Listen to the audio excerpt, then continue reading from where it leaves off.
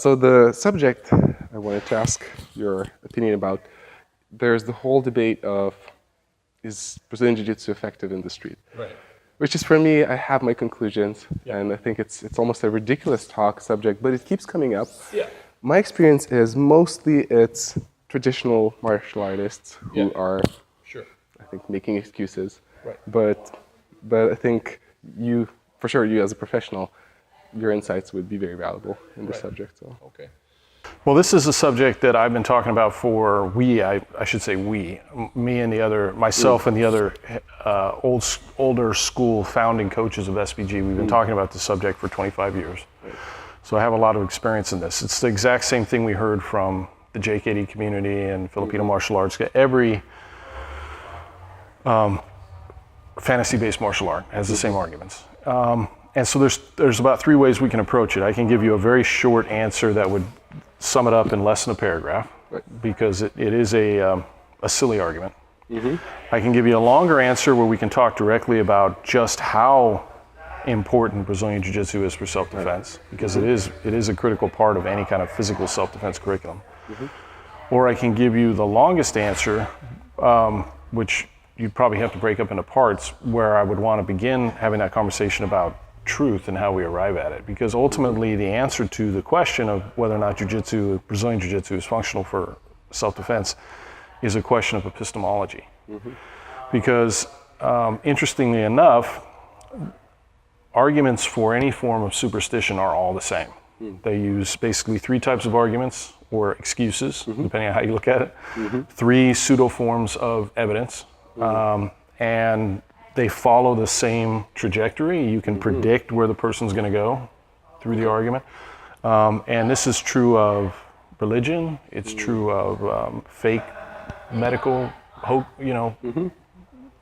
quackery, and it's true of traditional martial arts. So actually, before taking the next step, could you define, because I think probably some people, like I'm sure you're aware of the Kruger and Jenner effect. Epistemology? Right, but actually fantasy, as simple as it sounds, fantasy-based martial arts, because I have a feeling most practitioners, they think it's about another martial art without having that definition of what it is. Maybe it's sometimes hard to track for the practitioner how to define that. Well, yeah, that's kind of the point, is trying to get people to be able to realize that for themselves, because this was such a common question, and I think it was a lot more, it was discussed more. I'm sure it's discussed a lot in the Aikido community and other traditional martial arts community, but in the martial arts world as a whole, I think that this conversation was discussed more often prior to the UFC. And prior to Rorion bringing the UFC, the first UFC, even myself, who had been training in Brazilian Jiu-Jitsu and Muay Thai, and I had been boxing, even I thought when the first UFC was going to be aired, and we got the posters at the gym and we hung them up and everything, even I thought, man, somebody's going to get seriously hurt, because some of these kicks to the knee and this and that, and there's all this superstition that was still attached to martial arts. And so back then the conversation was a lot more ubiquitous, I think, and people would generally want to know what style works and what doesn't. And I realized very quickly back then that that's the wrong question to ask. The right question to ask is why certain styles work and why other styles don't. Because once you have that figured out, then you can answer that question for yourself, instead of going and cherry picking which arts you think are going to be functional based on technique, because it's not about technique. And that's why I started using the term aliveness, because aliveness is a catch-all term for something that works. And for something to work, it has to have timing, energy, and motion. And if you look at the martial arts that have timing, energy, motion, and more importantly, train consistently with timing, energy, motion, what arts would you put on that list yourself? Brazilian Jiu-Jitsu, for sure. Muay Thai, kickboxing, boxing, wrestling, anything related to wrestling. I think those probably are the top ones. Correct, yeah. Sabat, any French kickboxing, any kind of form of kickboxing, any kind of form of wrestling. Brazilian Jiu-Jitsu, of course. What arts are you going to see practiced by the majority of practitioners in the UFC? Same one. Same list, right? And then you look at the arts that we're not going to see in there, or when we did see in there, when the experiment was still being run, we saw what happened, and you're looking at Kung Fu and traditional Kung Fu, and even Wing Chun and Aikido and traditional Japanese Jujitsu. And there are forms of karate that can be functional. Even back in the, before the UFC, they had, for example, I forgot the name of that particular karate style, but they kick the legs and hit the body. So Kyokushin? Like, yes. Is it full contact? Yeah. And then they'd have offshoots of that they would have. And of course, those can certainly be functional. And again, so then the next question I ask people is, what is the linchpin that connects everything we just listed, including those karate arts that we just listed, together? What do they all have in common? I could name other elements, but competition is amongst them. That's it. Right. They all compete. And so anytime there's a form of competition and you want to win, or your coach wants to win, we use alive training methods. Right. And competition, or competare, to go back to the Latin root, to grow together, to grow with your opponent, is the epistemology of all things functional. If you want to make money, if you want to defend your country, anytime the results matter, we as human beings want what we're believing and what we're practicing and what we're teaching to have been tested in the realm of competition. And it's the same is true of science. If my daughter is very ill and she's receiving a certain type of medicine, I want to make sure that medicine has gone through tests. Those tests have been repeated. The people that were validating the results of those tests were trying to disprove the test and had the education necessary to be able to do it. And what is the scientific process when you boil it down, if not a ruthless form of empirical competition? It's a meritocracy, ideally, And if the results really do matter, if one of my daughters really was sick, I'm not going to care what gender the doctor is. I'm not going to care what skin color the doctor is. I'm not going to care if they came from a tradition that's supposedly 3,000 years old or who their master was. I want to know that doctor is the best doctor that I could possibly get to cure her in the scientific sense of that word. And that is the thing that connects functional martial arts and fantasy-based martial arts. So when people think about fantasy-based martial arts, if it doesn't have a sporting context, if you're not stepping on the mat when you practice and working against somebody that's actually resisting with aliveness, and again, we could sum all this up with the one word aliveness, then it's not going to be functional. And where people get hung up then after that is, well, it's a sport. Sports have rules. There's no rules in the street, But if you take another step back and think about that, what they're saying essentially is, okay, when results really matter in terms of wanting to be able to score a takedown or wanting to be able to hit someone in the face, then we go to competition. But when your life's on the line and you're trying to hang on to your handgun, now we have to go back to the dead patterns that we know don't work. You don't use an inferior training method for a more serious circumstance. So aliveness becomes even more important when we're training police officers or we're training the military or you're training hand-to-hand combat. It doesn't change. And so the way I would always explain it is circumstances will dictate the tactics you need to use. And you can bet that plans will change upon contact in a real life situation. But the root skills you develop in the core of the delivery system of stand-up, clinch, and ground do not change. So your ability to escape a headlock here in the gym when you're competing in the Gorilla Cup like you were a month or so ago, and your ability to escape that same headlock in an MMA cage. And if you go get in a fight while you're walking to your car and somebody tackles you and puts you in a headlock, your ability to escape out there, universal. You're going to need the same body mechanics to be able to control them. The difference is in one scenario, they'll be punching you in the face in a cage. In another scenario, they might be punching you in the face out on the parking lot, and they might have friends or they might have a weapon, who knows? But your ability to control your own body and to control their body and the root movements of what we do and the timing that you have ingrained to allow yourself to do that under pressure are identical. And that's why I always go back to the term delivery system. It's not about Japanese Jiu-Jitsu or Brazilian Jiu-Jitsu. It's about the delivery system of how best to do something efficiently on the ground.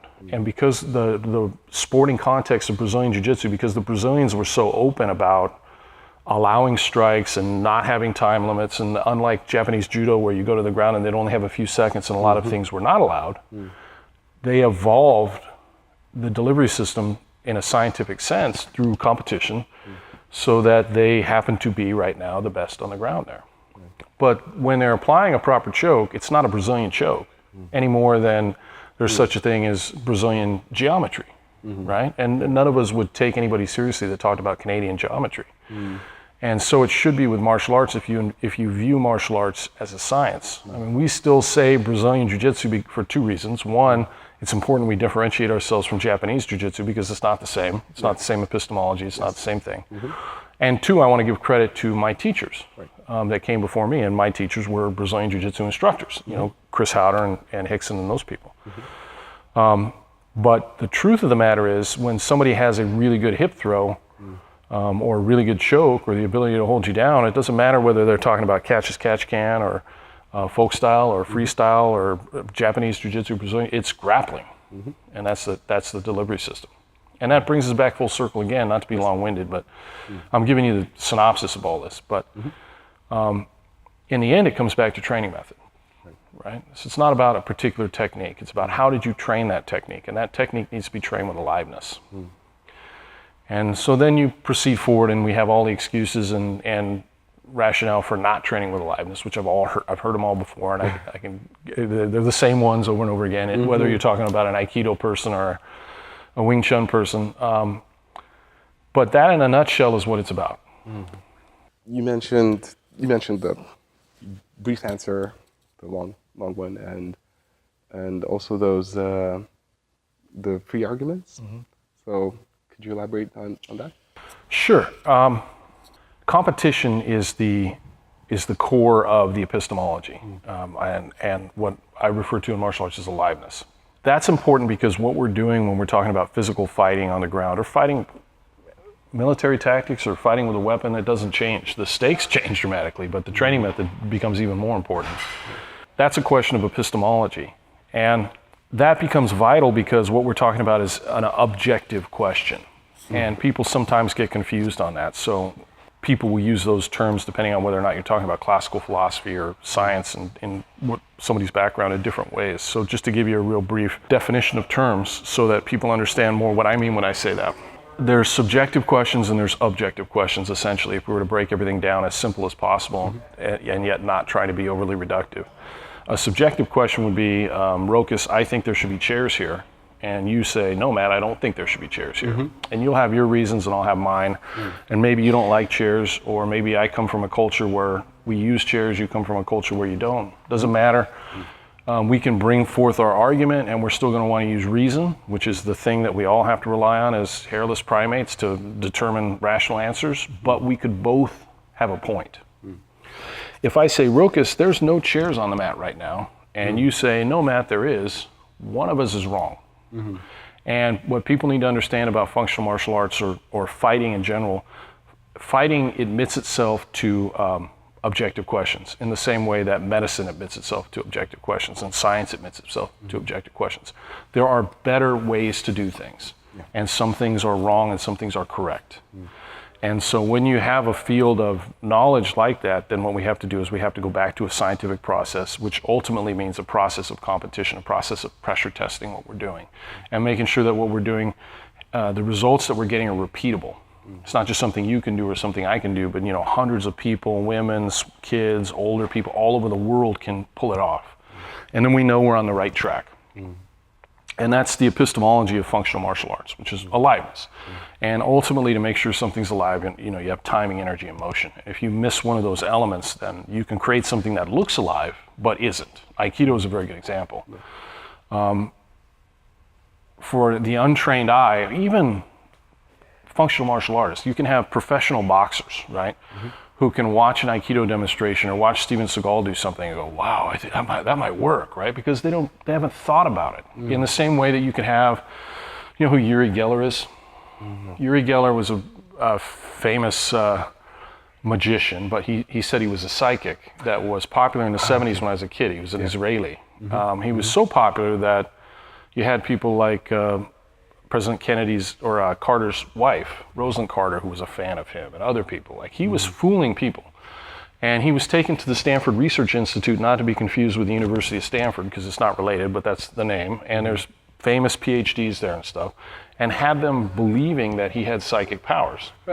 And then you had James Randi come in, who's a magician, who did what everybody else knew and just repeated the exact same thing that he was doing and just said, this is how it's done. Mm-hmm.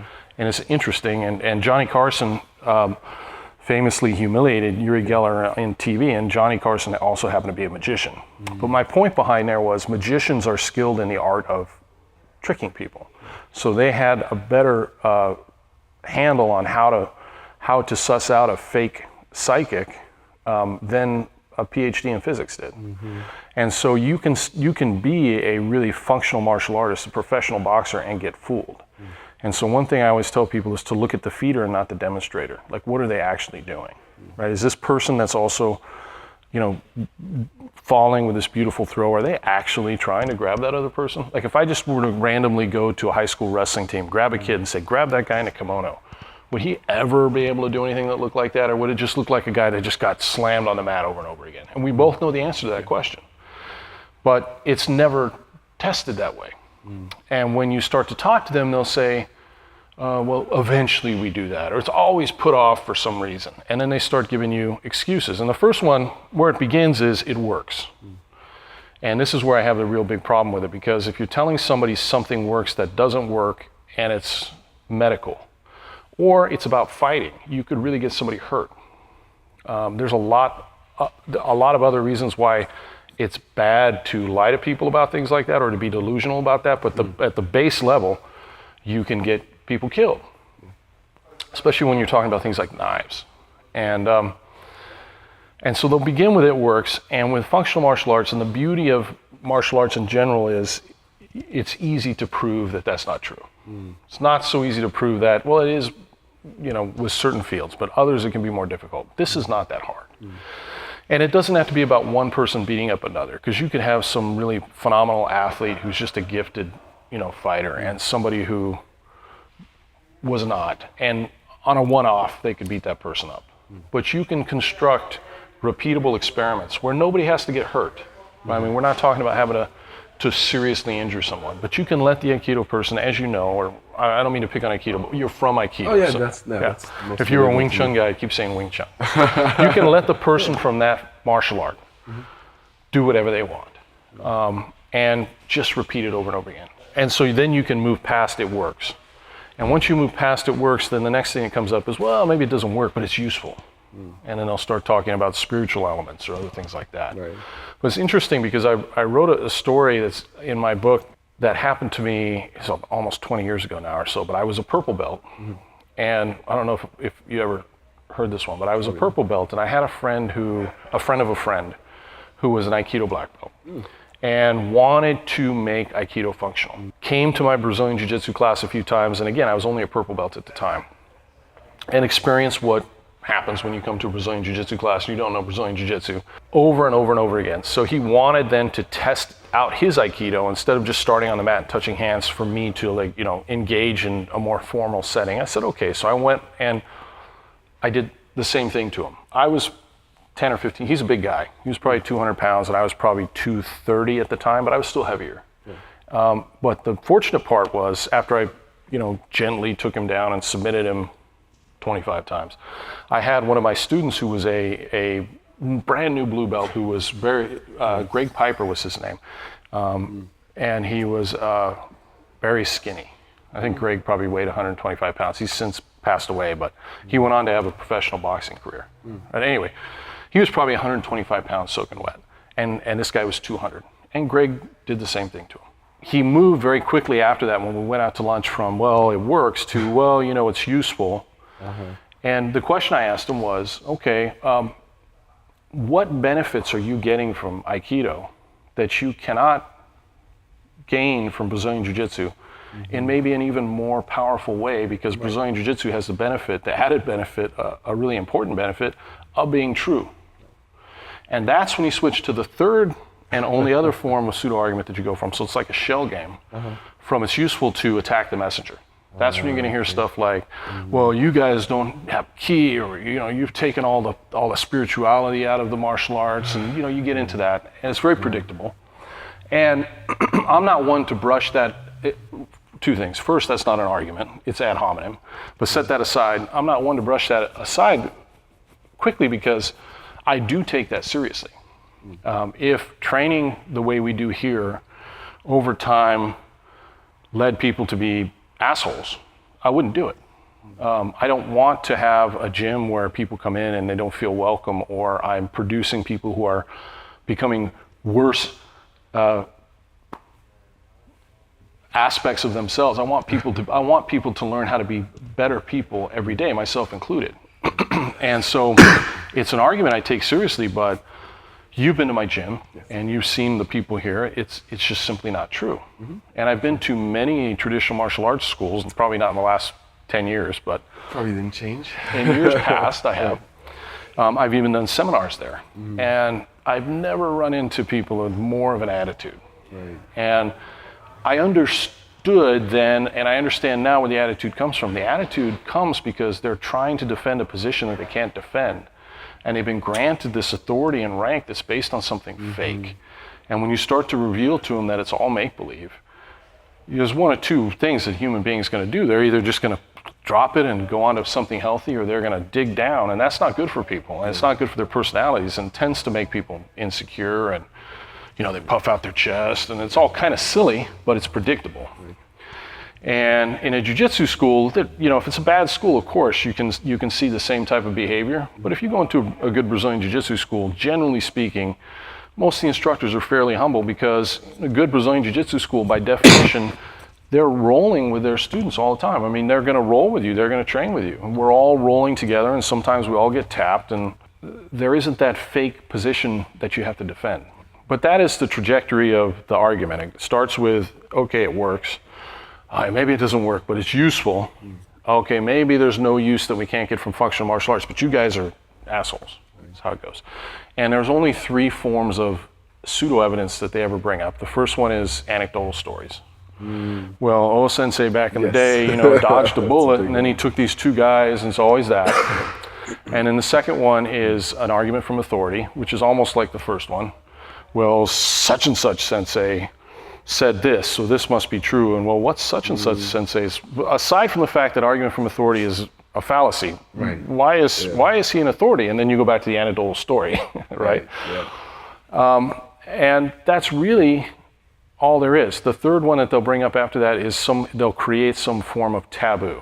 And this gets into the topic that you wanted to talk about today. There's a couple different kinds of taboos that people will bring up, but they will try and make the questioning of it taboo, whether they say you're being disrespectful to the instructor, or they'll say, well, this is something that can't be tested. And what they want to do is they want to take the superstition that they're promoting, and they want to take it out of the realm of something that can be tested empirically. And so they try and create a taboo around testing it empirically. And that's all they've got. I've never heard any other kind of evidence for it. I see the same progression every single time. And my big problem with the argument, it works as an easy argument to fix if somebody's willing to test it. My big problem with it doesn't work like that, but it's useful, is because it usually is also coupled with deep dishonesty, right? Because they'll say that to me. Like a Brazilian Jiu-Jitsu black belt, I walk into the school, they're like, well, we don't really do Aikido for fighting, But when I'm not there, is that what they're saying to these students, right? Is that what they're saying? And the thing that it reminds me all of this reminds me so much of religion. But that piece in particular reminds me of the dishonest preacher or the dishonest mullah, whatever it is, who will stand in front of the congregation and read from the book of Genesis as if it's a news report, knowing full well that the majority of the congregation, well-intentioned, sincere people, believe Adam and Eve were real people, and that Noah's Ark, really, the world flooded and it was really Noah and the 2 animals. They believe that. And they teach it as if it's true, and they'll talk to those people as if it's true. And then when they wind up having to talk to an evolutionary scientist or a geologist or something like that, they're like, oh, well, it's all a metaphor. Right. And it's so condescending. It's so deeply condescending. And I there's no way that I can view that as being healthy for them, because they spend a good percentage of their life being inauthentic and lying to people.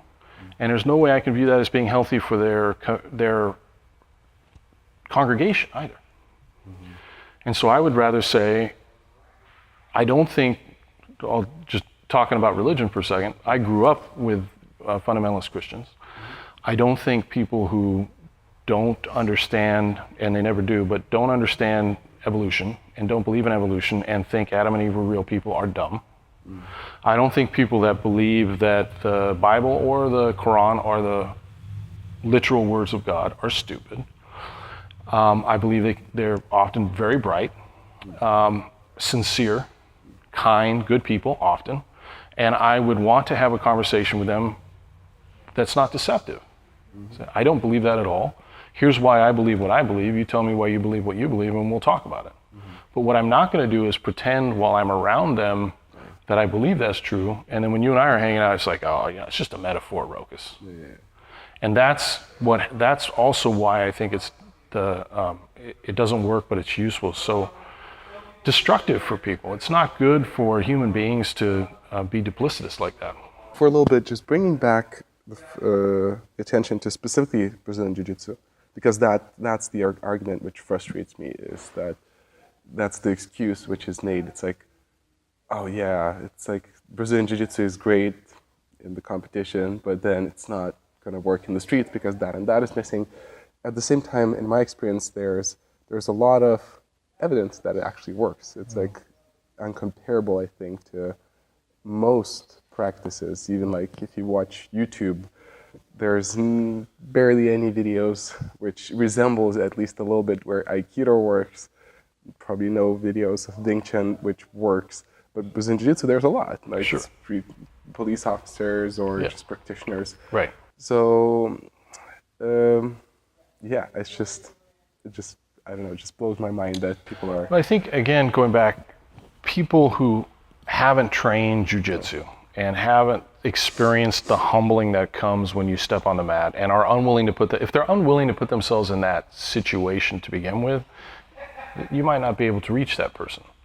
But I'm not the type of person that says, and I remember I had this conversation with you, I think even before we met in person, I'm not the type of person that then thinks that what you're doing is not useful, because there's a whole bunch of people who will watch your argument with that person. You know, how often do you see someone who's in a debate and on the wrong side of that debate and in the mid-debate or at the end go, no, you know what, you were right. They're going to hold that position, right? If they do change their mind, and many times they do, it'll be 6 months or a year afterwards. And I have because I've had so many people tell me that, so why do you go around telling people this and that? It doesn't matter, they're not going to change their mind. 100% bullshit. I have in my email, I've had the same email for 25 years, a folder that's filled with thousands of emails, and I'm sure you're starting to get the same thing from people who are very sincerely grateful for whatever arguments I've made and help them change to something more functional, which has been good for their life. And oftentimes, a lot of these emails will say, and by the way, these outnumber my hate mail by like 100 to 1, easily. Okay. You probably have a slightly different percentage, if only because you're thinking about comments and things like that. But I'm talking about people. I don't read the YouTube comments. I'm talking about people who actually take the time to write you, right? Yeah. They often would begin, probably half the time, with, when I first heard it, you made me really mad, or I thought you were a real asshole. And then after a while, they're like, but then I realized you were right and I was grateful. And there is, not for everybody, but for many people, I think it's important, and there's a large space to be had in public dialogue for blunt conversation. For someone who's not just going to come in and cherry pick or try and, I'm not ever trying to hurt someone's feelings, but I'm not going to draw a fringe around what I'm trying to say. It's just some things, these are empirical questions.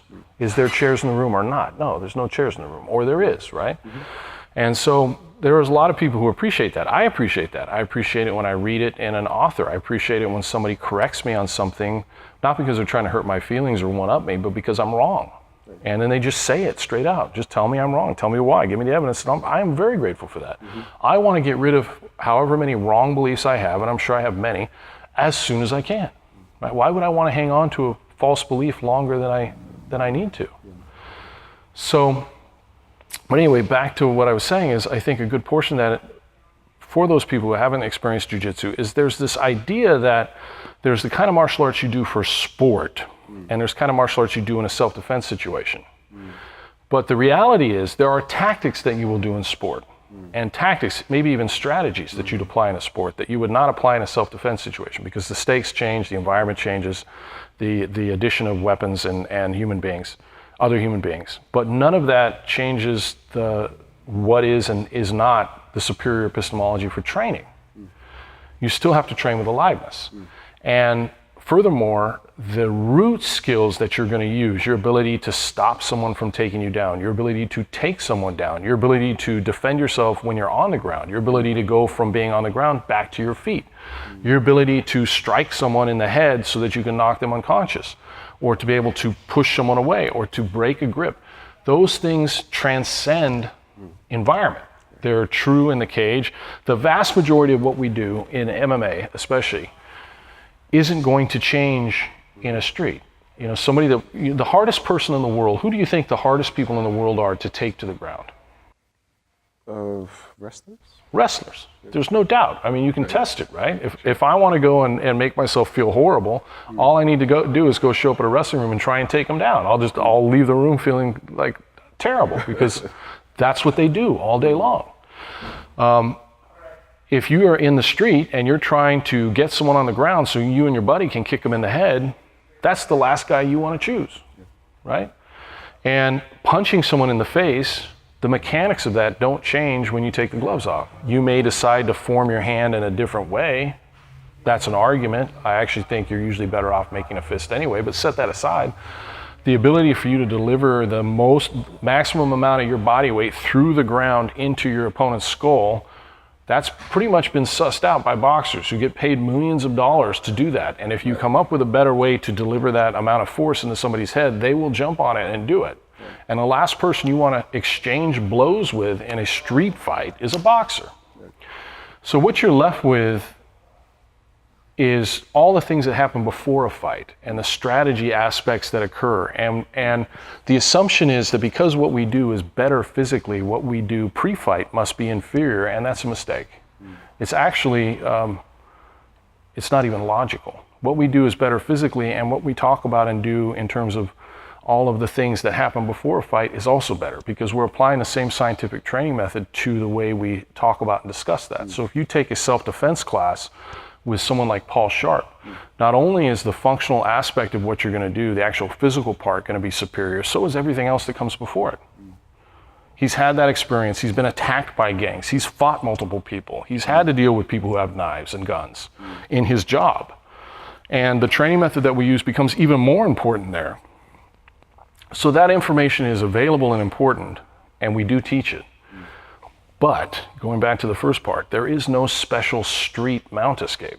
Somebody's sitting on your chest, punching you in the face, whether there's 3 of them standing around kicking you in the head, or 1 punching you, or 1 in the gym who's just trying to hold you down and choke you. The 2 or 3 ways you're going to escape from mount, the core ways, do not change. And if you're on top of a black belt in the parking lot trying to hurt them, you're going to be in for a much tougher fight than if you're on top of somebody that doesn't know jiu-jitsu, because the root movements don't change. And that's the real piece I think people need to get in their head. The other thing that people need to realize is just as important, if not more so, to self-defense, real self-defense, and your ability to survive a violent encounter is being in shape, being used to someone putting hands on you who's not cooperating with you. You know, my kids train obviously Brazilian Jiu-Jitsu and functional martial arts, but if they weren't doing functional martial arts, and I wanted to teach my daughters how to defend themselves, and I had a choice between Wing Chun or Aikido or rugby, I would put them in rugby, because I want them to have the feeling of someone grabbing them and holding them and trying to throw them down or tackle them. That's real.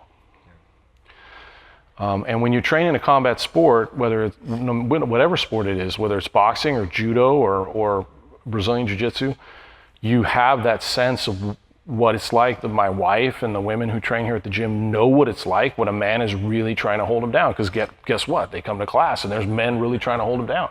So the first time they experience that is not going to be out in a parking lot. And I feel for an Aikido black belt who's a woman who thinks she can actually defend herself and has been dealing with men who are taking a fall for her for 20 years.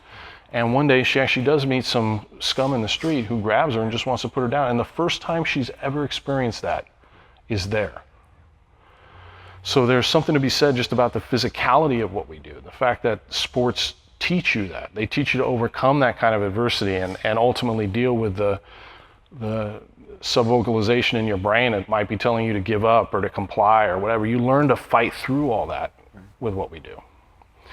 And so having said all that, the one benefit, going back specifically to Brazilian Jiu-Jitsu, that Brazilian Jiu-Jitsu has in spades over boxing or wrestling or the other art, maybe not wrestling, but certainly boxing and Muay Thai and those arts, is we can do what we do over and over and over again without getting hurt. You're not going to get brain damage. You're not going to get your knees ripped out, or in a good training environment where everybody's careful, right? And the instructors know what they're doing in a professional environment. You should be able to train jiu-jitsu from the time you're 5 until hopefully you're 95. I plan on rolling until I die. And so that is a huge benefit, because we can continue to train the way we do. And as Jocko Willink has said himself, if you can run away in most circumstances, of course not if you're a police officer, because they don't have that option, but if you're just the average person who's attacked and you can run away, you should run away. So if you can't run away, what's going on? They're holding you, they're grabbing you, you're grappling. You're grappling. And now all your grappling, whether it's judo or wrestling or Brazilian Jiu-Jitsu, everything you've done in the gym up to that point is going to be helpful. And people who haven't experienced that, which is more and more common these days, because as the generations progress, the kind of violence that our ancestors lived with daily no longer becomes a reality. People who haven't experienced that may not realize just how easy it is to deal with someone in the street who doesn't have professional fight training when you spent the last 5 or 6 years dealing with people who know jiu-jitsu and wrestling. And all of a sudden someone grabs you and they don't really know what they're doing, but you do. And you might be scared, you will be scared. If you're smart, you'll be scared. And your adrenaline will be pumping, and you may not remember what you're doing, and you may not use conscious thought really to think about what you're doing, because of the heightened awareness that goes on when you're attacked as an animal like that. But guess what? Your body will respond. And after people have that experience a couple times, and usually that only happens for people who do it for a job, whether it's dealing with mental patients or having to control them, or police officers, and after a while they just realize, wow. And then the question of, does Brazilian Jiu-Jitsu work in the street is not even a question, right? I had a student who was an older man years ago who was one of my purple belts, who was a Portland police officer. And he wasn't that tall, and he was probably, I don't know, maybe 180. His name was Chad. And there's some big guys on the department, right? Guys are like my height, like 6'3", 6'4", 250 pounds, who lift weights, who were strong. Chad wasn't like that. He was a father, family man, but he was a purple belt. And when those guys would have, it was funny, because when those guys would have a real tough arrest, somebody that was really giving everybody a hard time, guess who they called? They called Chad. It was like 3 or 4 guys trying to hold this guy down and cuff him, and then Chad would walk in and just put him in the car. I don't want to make it sound too easy, but yeah, sure. But the question of whether or not Brazilian Jiu-Jitsu works or what we do works is testable. It's repeatable. It's been proven. It's an easy question to answer. Yeah. Very last question, if I may. For people who are kind of as a self-reflection, because I think the big problem is oftentimes people who don't understand it are the ones who don't understand it. They don't know that they don't know. Right. So if somebody is self-reflecting, hopefully having doubts, or even without doubts, just thinking about looking back at their martial art, at their practice, what would be the main pointers you would suggest for such a person to go through, like a checklist of 2-3 things? Like, is this there, is this there, is this there? So I guess timing, energy, motion, but... It's timing, energy, motion. Test it. in Filipino martial arts that I used to teach from, I haven't taught those for 20 years, but when I used to teach those in the Jeet Kune Do community, they have all kinds of patterns, and they're dead patterns. And you know, it's like the box pattern, sombrada, and you go like, you know, here, and you learn it. And their rationale was, well, you learn it, and then you break the rules, and then you can kind of riff on the pattern and everything else. But the feet are kind of static, or you can make it more alive, or you can hit harder, but it's still a pattern. Yeah. Right? And so you're doing that pattern for years or whatever. Why not one day just put a helmet on, put some gloves on, grab your buddy and go, you know, try and hit me in the head. Right. Not like where I know what you're going to do and you stop and lock your arm out right here so I can do my box pattern. But just try and hit me in the head. And find out for yourself what happens. And you will quickly see the distance changes, the timing changes, the energy you need to use change, because you've been spending all this time in a dead pattern.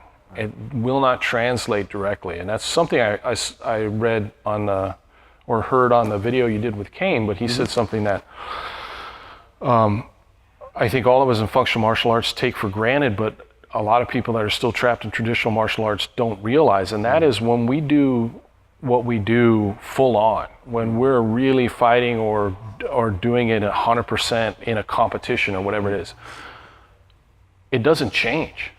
It doesn't look different, right?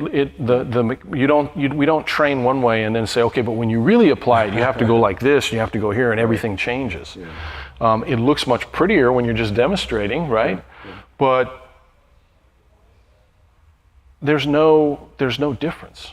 The timing, the energy, the space, the weight, that's such a huge thing, because no time that we spend in jiu-jitsu is wasted. I'm not going to teach you one thing here in class and then when you go spar and say, yeah, but when you spar, Rokas, you have to do it like this. Yeah. Yeah. It doesn't even make sense. Yeah. And the only rationale that they'll ever come up with when that happens, and you'll hear this over and over again, is, well, but what we're doing is too deadly, right?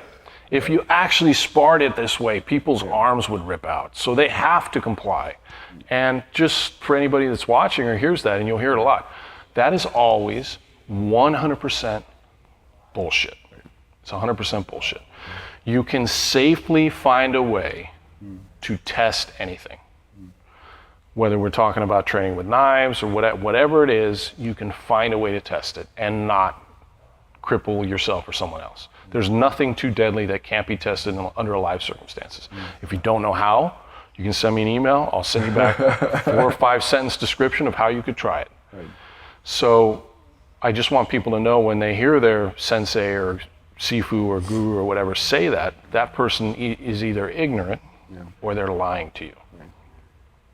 Great. I think that says everything. Awesome. Cheers. Cool. Thank you very much. You're welcome.